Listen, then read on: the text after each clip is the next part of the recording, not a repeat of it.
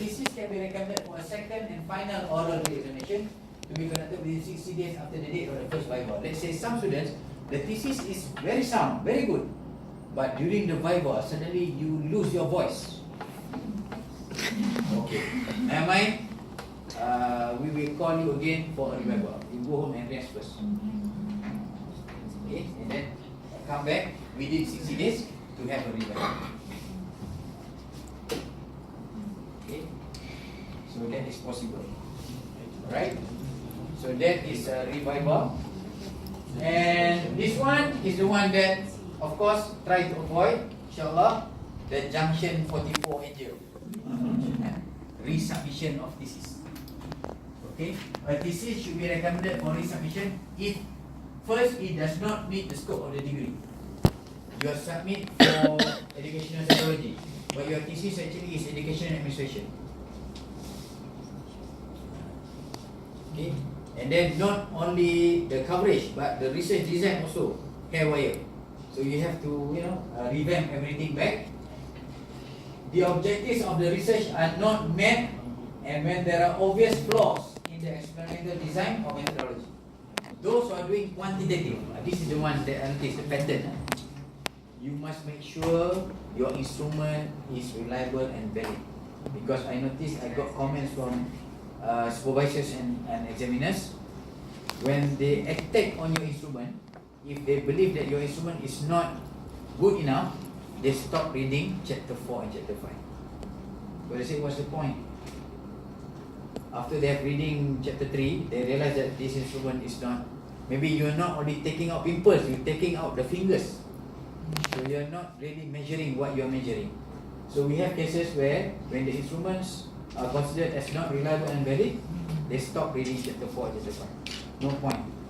You go back, look back at your instrument, do a recollection of data.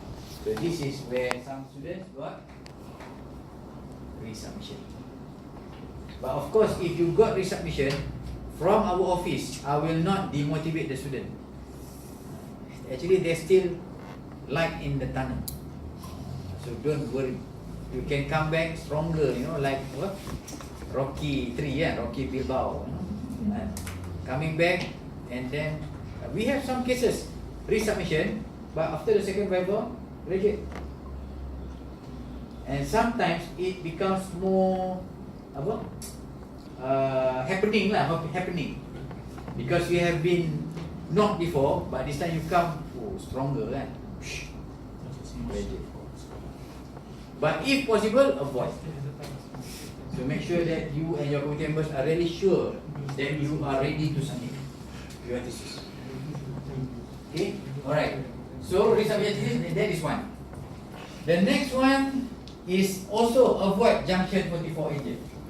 Okay, you submit for a PhD, but you are asked to resubmit for a master's because your scope is a bit shallow as far as a PhD is concerned. Okay, so a thesis can be recommended for resubmission for the award of a master's degree if the thesis does not meet the scope of does not meet the scope of a doctoral thesis, but is adequate for a master's degree. But if possible, avoid. That's why you have to consistently ask your supervisors.